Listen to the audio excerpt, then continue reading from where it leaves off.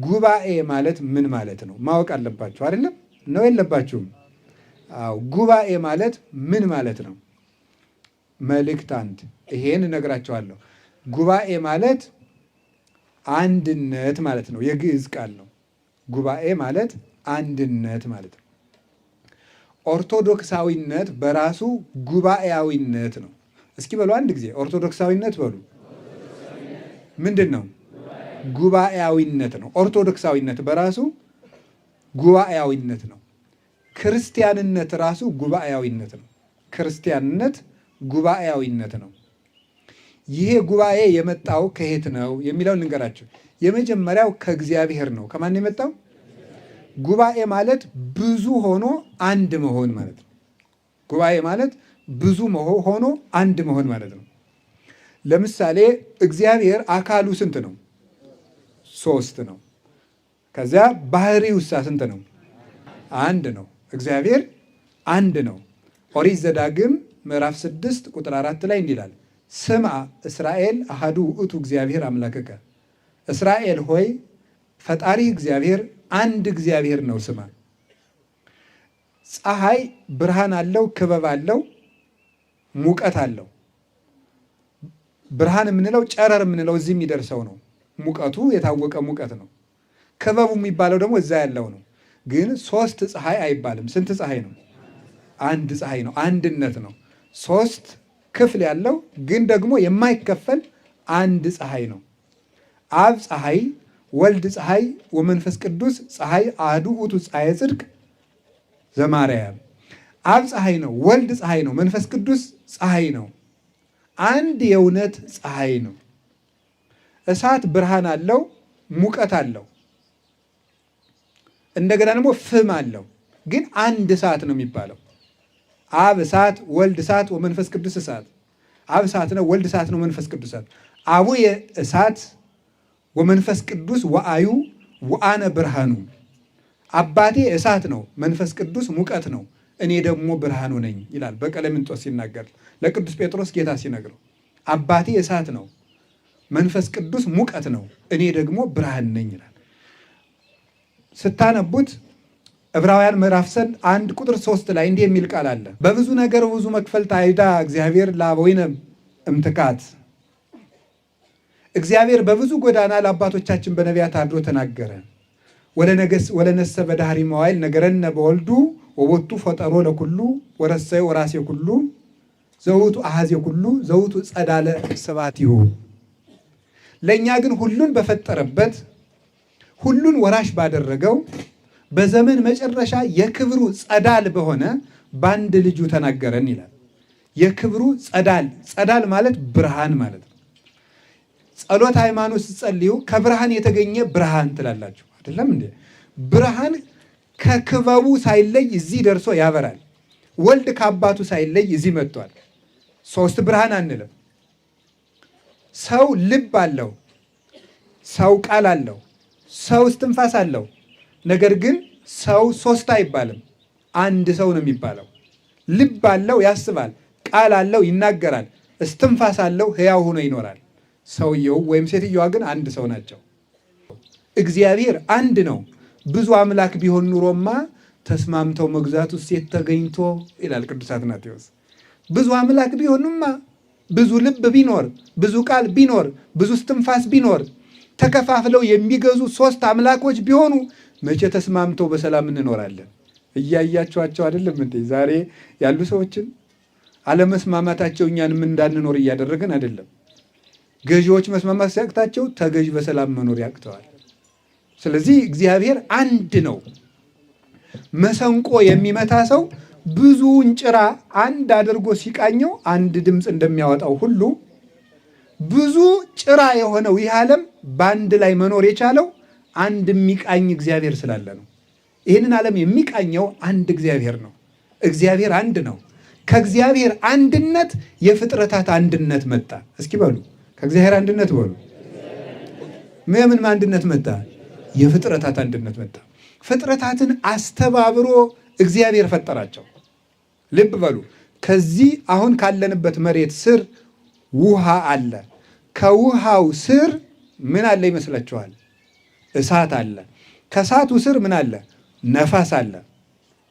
እንደዚህ ሶስቱ ታች አለ። እንዴት ነው ተስማምተው የሚኖሩት? ለምንድን ነው ውሃው መሬቱን በጥብጦ እኛ ያልሰጠም ነው? ለምን ይመስላችሁ?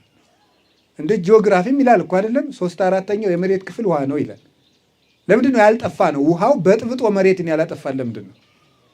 እግዚአብሔር አጽንዐ ለምድር ዲበ ማይ ወረሰያ ከመ ኢታንቀልቅል። እግዚአብሔር ምድርን በውሃ ላይ አጸናት እንዳትነዋወጽም አደረጋት። መኑ ውእቱ ዘሰቀላ ለምድር ዲበ ወኢምንትራቃ። ምድርን በውሃ ላይ አንጠልጥሎ በዚህ ላይ ጸንተሽ ኑሪ፣ ውሃም ሳትናወጽ ጀርባህን ለመሬት አስመችተህ ስጥ፣ ተሸከም ብሎ ሲያዘው ተሸክሞ እንዲኖር ያደረገው የማይረጋውን ውሃ የረጋ መሬት እንዲሸከም ያደረገ እርሱ እግዚአብሔር ነው። ነፋሱ ወጥቶ እሳቱን እንዳያነዳው፣ እሳቱ ወጥቶ ውሃውን እንዳያፈላው፣ እኛም ተበጥብጠን እንዳናልቅ ይህንን የሚጠብቅ እሱ ነው እግዚአብሔር። ጠበኞቹን አስማምቶ የሚያኖራቸው እግዚአብሔር ነው። ከዚያ ቀጥሎስ እኛን አስማምቶ ፈጥሮናል። እናንተ ምንድን ናችሁ? ውሃ። እናንተ ምንድን ናችሁ? እኔም ጭምር ምንድን ናችሁ? መሬት። እናንተ ምንድን ናችሁ? ነፋስ። እናንተ ምንድን ናችሁ? እሳት።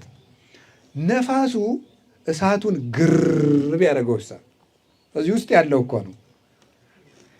የነፋስ ጠባያችን የእሳት ጠባያችን ቢጣላው እሳት ጠባይ ነው የሚባለው፣ ጸባይ አይባልም። እሺ ይህን ጊዜ እያረማችሁ ይሆናል። የገጠር አነጋገር መስሏችሁ፣ ትክክለኛው አነጋገር ነው፣ ግዕዝ ነው። እሺ ጠባይ ነው የሚባለው፣ ጸባይ የሚባል የለም። ጠባይ ነው። የከተማ ሰው በገጠር ሰው ይስቃል። እውነት የገጠር ሰው የሚያበላሸው ብዙ አማርኛ አለ። ግን አንዳንዱ ግን የከተማው ክልስ ነው። ይሄ እንደተዳቀለ ጥጃ ማለት ነው። የከተማ ሰው አማርኛ ክልስ ነው። ይሁን ጉዳዩ አማርኛም ሆነ ምንም እንግሊዝኛም አያጸድቅም፣ ግዕዝም አያጸድቅም፣ አማርኛም አያጸድቅም፣ ምንም አያጸድቅም። የሚያጸድቀው በእግዚአብሔር አምኖ ንስሐ መግባት ነው። ቋንቋ አያጸድቅም እንድታውቁት ማለት ትግርኛም አያጸድቅም፣ ኦሮምኛም አያጸድቅም፣ አማርኛም አያጸድቅም፣ ወላይተኛም አያጸድቅም፣ ምንኛም አያጸድቅም፣ ዕብራይስጥኛም አያጸድቅም፣ አረብኛም አያጸድቅም፣ ምንም አያጸድቅም። የሚያጸድቅ ሃይማኖትና ስነ ምግባር ነው። በጌታችን በኢየሱስ ክርስቶስ ወንጌል አምኖ መኖር ነው የሚያድነው። ስለዚህ እግዚአብሔር ሰዎች እኛን እንዴት አድርጎ እንዴት አድርጎ እንደፈጠረን ልብ በሉ። አስማምቶ ነው የፈጠረን። አሁን ልብ በሉ እንዴት አድርጎ እግዚአብሔር እንዳዘጋጀን። ለምሳሌ ከእግር ጥፍራችን እስከ ራስ ፀጉራችን ጠቅላላ አይን ምን ሆን ኑሮ አስባችሁታል? ሸሚዝ በለበስን ቁጥር ስናለቅስ መዋላችን እኮ ነው አይደለም? ነው አስማምቶ ነው። አንዱ በአንዱ ጣልቃ አይገባም። የድርሻውን ነው የሚሰራ። አይን እንደው ዛሬስ ማየት ሰለቸኝ፣ እስኪ አንድ ወር ጆሮ ልሁን አትልም። ይሄ ነው ሸጋ እኮ በሰላም መኖር የቻሉት ለዚህ ነው። ጆሮ እንደ ሁልጊዜ መስማት መረረ፣ እስኪ ደግሞ አይን ልሁን አይልም። ጭንቅላት እኔ ላይ ቁጭ ብዬ ሰለቸኝ፣ እስቲ እንደ እግር መራመጃ ልሁን ቢል ይፈርጣል። ዱባ ማለት እኮ ነው ይሄ እኮ ይፈርጣል። የላዩም ወደ ታች ሄዶ አይረባም፣ የታችም ወደ ላይ ሄዶ አይረባም። ሁሉ በስርዓት ተጋጥሟል ይላል ቅዱስ ጳውሎስ ኤፌሶን መልእክቱ ላይ። ሁሉ በስርዓቱ በቦታው አጋጥሞ ሰርቶታል እግዚአብሔር አሳምሮ። ግሩምና ድንቁኝ ተፈጥሬአለሁና አመሰግንሃለሁ የሚለው ለዚህ ነው ቅዱስ ዳዊት። እግዚአብሔር እንደዚህ አድርጎ የሰው ልጆችን አስማምቶ ፈጥሯቸዋል፣ ተስማምተው እንዲኖሩ፣ ሁሉ ድርሻውን እንዲወጣ። አንድ ቦታ ላይ የሰው ልጅ ቢታመም ሁሉም የህዋሳቱ ክፍሎቹ በሙሉ ይተባበሩለታል። አይኑም ይተባበራል፣ ጆሮም ይተባበራል፣ አይምሮ ይተባበራል።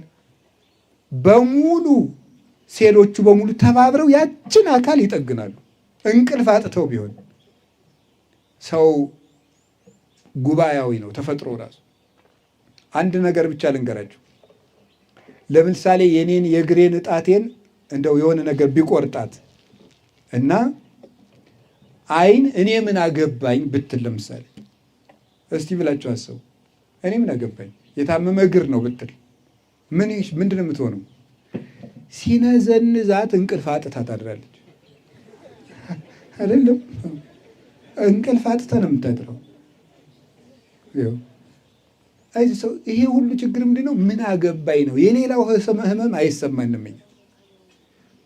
ኧረ ይሄ ነገር ጥሩ አይደለም። ዓይንም መድኃኒት ወዳለበት እያየው ልሄድ፣ እግርም ልራመድ እያነከሱ ግራ እግርም ይሄ ነገር ቀኝ የተቆረጠ ወደ ግራ ተዛውሮ መምጣቱ አይቀርም ብሎ እኔም እያነከስኩ ልሄድ ካላለ፣ ልብም ካላሰበ፣ ጆሮም የሐኪም ምክር ካልሰማ፣ እጅም መድኃኒት ካልተቀበለ፣ ጥርስም ካልቆረጠመ፣ ምላስም ካላላወሰ፣ ጉሮሮም ካልወጣ፣ ጨጓራም ካልፈጨው፣ የደም መዘዋወሪያቸውም ካላዘዋወሩት ሁሉም በአንድ ቀን ይጠፋሉ። እግዚአብሔር የፈጠረን አንድ አድርጎ ነው። እስኪ አንድ አድርጎ በሉ ንገሩኝ እንጂ። ጉባኤ የሰው ልጅ ራሱ ጉባኤ ነው። የሰው ልጅ ራሱ ጉባኤ ነው። የሰው ልጅ ተፈጥሮ። ከዚያ በኋላ እግዚአብሔር ምን አደረገ? አዳምን ራሱ ብቻውን እንዲኖር አላደረገውም። ሰው ብቻውን ይኖር ዘንድ መልካም አይደለም፣ ረዳት ፈጠረለት። ከዚያ ጠባቂ መልአክ ሰጠው። አንድ ሰው እኮ ራሱ ጉባኤ ነው። ታውቃላችሁ አይደለም? የሰው ልጅ ለሌሊት አንድ መልአክ፣ ለቀን አንድ መልአክ ጠባቂ አለው። ስለዚህ የሰው ልጅ ብቻውን የሚኖር አይደለም። ለብቻው ማሰብ፣ ለብቻው መኖር፣ ለብቻው መሞት አይችልም። ሰው አብሮ ሊኖር የተፈጠረ ነው። አብሮነት የሰው ልጆች ምልክት ነው። ሰውን ሰው ያሰኘው አብሮነቱ ነው። ያ ነው ጉባኤ ማለት። ከዚያስ እግዚአብሔር ምን አደረገ? ይህን አድርጎ ሰዎች ሁሉ በማህበር እንዲኖሩ አደራጃቸው። ኖህን ከነ ቤተሰቦቹ አወጣ። አብርሃምን ከነ ልጆቹ ባረከ። ያዕቆብን 12 ልጅ አደረገው። የያዕቆብን 12 ልጆች 600 ሺህ ህዝብ አደረጋቸው። 600 ሺህ ሰዎች ዛሬ 10 ቢሊዮን ደርሰዋል። ያ ሁሉ ያደረገው ምንድን ነው? ተባብረው ከግብፅ ስለወጡ ነው። ከዛስ ምን አደረገ እግዚአብሔር? ነቢያት በጉባኤ እንዲያስተምሩ አደረገ። ከዚያስ ጌታችን መድኃኒታችን ኢየሱስ ክርስቶስ የጉባኤ አምላክ ነው። መላእክት በአንድነት ያመልኩታል። ከዚያስ ጌታችን ኢየሱስ ክርስቶስ በጉባኤ ተወለደ። የማቴዎስ ወንጌል ምዕራፍ 2 ላይ ስትመለከቱት እረኞችም መላእክትም ነገስታትም ተሰብስበው፣ ከዚያስ ጌታችን መድኃኒታችን ኢየሱስ ክርስቶስ በጉባኤ ተሰደደ። እናቱ 1፣ ዮሴፍ 2፣ ሰሎሜ 3፣ ቅዱስ ገብርኤል 4፣ ቅዱስ ዑራኤል 5 አብረው ተሰደዱ። ከዚያስ ጌታችን ኢየሱስ ክርስቶስ በ12 ዓመቱ ከመቤታችን ጠፍቶ ሲፈለግ በጉባኤ ተገኘ። የሉቃስ ወንጌል ምዕራፍ 2 ቁጥር 44 ላይ ወረከብዎ በማእከለ ሊቃውንት ይላል። መምህራንን ሲጠይቃቸው ከመምህራን ስር ቁጭ ብሎ ተገኘ። በ12 ዓመቱ ሲፈለግ ጉባኤ ቤት ነው የተገኘው ክርስቶስ። ከዚያስ ጌታችን መድኃኒታችን ኢየሱስ ክርስቶስ ሲጠመቅ በጉባኤ ነው። ህዝቡ ሁሉ ተጠምቆ ሲጨርስ ነው። ከዚያስ ጌታችን መድኃኒታችን ኢየሱስ ክርስቶስ ጾሞ ሲጨርስ መላእክት ጉባኤ አድርገው መጡ። ወምዝ ሀደጎ ሰይጣን ወመፁ መላእክት ይትለአክዎ። ሰይጣን ጥሎት ሄደ፣ ተሸነፈ። መላእክትም እያገለገሉት መጡ ይላል። ከጾም ተመልሶ ጌታችን ኢየሱስ ክርስቶስ በሰርግ ጉባኤ ተገኘ። ያቺ ሰርግ ቤተ ክርስቲያን ናት። ድግሱም ሥጋ ወደሙና ወንጌል ነው። ሦስተኛው ቀንም ሦስተኛው ዘመን ዘመነ አዲስ ነው። አንደኛው ዘመን ዘመነ አበው፣ ሁለተኛው ዘመን ዘመነ ብሉይ፣ ሦስተኛው ዘመን ዘመነ ወንጌል ዘመነ አዲስ ነው። በሦስተኛው ቀን ሰርግ ተደረገ ማለት በሦስተኛው ዘመን ሥጋዌ ተፈጸመ ማለት ነው። ስለዚህ ክርስቶስ ጉባኤ ተገኘ። ከዚያስ ምን አደረገ? በዓለም ላይ የነበረውን ችግር ለመግፈፍ ሰው ሰብስቦ ጉባኤ ጀመረ። አይገርማችሁም? የመፍትሄ ሁሉ ጅማሬ ጉባኤ ይገርማል። ክርስቶስ ሲመጣ ምንድን ነበረ? አዳም ከነ ልጆቹ ሲኦል ነበረ። አይ እንደው ጌታ መጥቶ እየሮጠ ሄዶ አዳም ና ከሲኦል ውጣ፣ ፈቅጄልሃለሁ፣ ውጣ፣ በቃ ይበቃል አላለም። አዳም ሲኦል እንዳለ ክርስቶስ ጉባኤ አስተማረ። የመከራው ሁሉ መፍትሄ ጉባኤ መማር ነው። ክርስቶስ ያ ሁሉ የ5000 ዘመን ችግር እያለ መፍትሄው ግን በወንጌል እንደሚመጣ አውቆ ወንጌል ማስተማር ጀመረ። ማስተማር ነው የጀመረው። ልንገራችሁ፣ ጌታችን ኢየሱስ ክርስቶስ ማስተማር ሲጀምር የሚያስተምርበት ሕዝብ እስራኤል በቅኝ ግዛት የሚንቀጠቀጡ ሰላም የናፈቃቸው ሕዝቦች ነበሩ። ክርስቶስ ግን 5000 ሰው ሰብስቦ ያስተምር ነበር። ሳንማር ያጠፋነውን ደንቁረን ያጠፋነውን ነገር ተምረን ቢያንስ ማምጣት አለብን። ጌታችን ኢየሱስ ክርስቶስ መከራ ባለበት ሰዓትም ትምህርት ነው ያስተማረ። ሰላም ለናፈቃቸው እስራኤልም ትምህርት ነው ያስተማረ። ለድውያንም ትምህርት ነው ያስተማረ። በቃሉ ነው የፈወሳቸው። በቃል እግዚአብሔር ምክንያት ነው ፈውስ የመጣው። ከዚያስ ጌታችን ኢየሱስ ክርስቶስ ከብሉይ ኪዳን 2 ሰው ኤልያስና ሙሴን፣ ከሐዲስ ኪዳን 3 ሰው ጴጥሮስን፣ ያዕቆብን፣ ዮሐንስን ሰብስቦ ተራራ ላይ አውጥቶ በጉባኤ ብርሃን ገለጸ። እስቲ በጉባኤ ብርሃን ገለጸ በሉ። አዎ በጉባኤ ነው ብርሃኑን ቦግ ያደረገው። የነፍስ ብርሃን፣ የቤተ ክርስቲያን ብርሃን፣ የሀገር ብርሃን የሚወጣው ከጉባኤ ነው። እርግጠኛ ሆኜ ነው የምነግራችሁ። የማቴዎስ ወንጌል ምዕራፍ 17ን ተመልከቱ። ጌታችን ኢየሱስ ክርስቶስ በጉባኤ እንጀራ አበርክቶ አበላ። በረከት በጉባኤ ይገኛል። የተማሪ ጸሎት ቀላል እንዳይመስላችሁ፣ የምሬን ነው ማምላክ። ምክንያቱም ተማሪ ለጸሎት ግድ ስለሌለው ማለት ነው። ገባችሁ አይደል? ጸሎት ብዙ ጊዜ እንቅፋት የሚገጥመው ውዳሴ ከንቱ በሚወዱ ሰዎች ምክንያት ነው። በእኛ ጸሎት እኮ ነው ነፋስ የሚነፍስ የሚል ከሆነ እኔ እኮ ጸሎተኛነቱ የሚታወቀው ሰው ጸሎተኛ አይደለም። ተማሪ ግን ጸሎተኛነቱ አይታወቅም። ዝም ብሎ ነው በቃ ሰላም ሳሊ ለነ ቅድስት እያለ ስለ ኮቾሮ ሊያስብ ይችላል፣ ስለ ራቱ ሊያስብ ይችላል። ጸሎተኛነቱ ስለማይገባው፣ መጸለዩ ስለማይገባው እግዚአብሔር ደግሞ ምስጋና የሌለውን ጸሎት ይሰማል። የህብረት ጸሎትን ደግሞ ይሰማል። የምሬን ነው የምነግራችሁ። ስለዚህ የእግዚአብሔር ቤተሰቦች የበረከት ምንጭ ጉባኤ ቤት ነው። የበረከት ምንጭ ክርስቶስ 5000 ሰው ሲያስተምረዋልና እዚያው ጉባኤ ላይ ነው በረከት ያመጣ። የበረከት ምንጮች ናቸው። የፈውስ ምንጭ ነው። ከዚያስ ጌታችን መድኃኒታችን ምን አደረገ? በሐዋርያት ጉባኤ ምን አደረገ? ቁርባንን ሰራ። ከዚያስ ሕዝብ እያየው በጉባኤ መሃል ተሰቀለ። ከዚያስ ሐዋርያት ተሰብስበው ባሉበት ጉባኤ የትንሣኤውን ብርሃን ገለጠ። ሰላምን ለሐዋርያት ጉባኤ ሰጠ። ተሰብስበው ሳሉ ነው።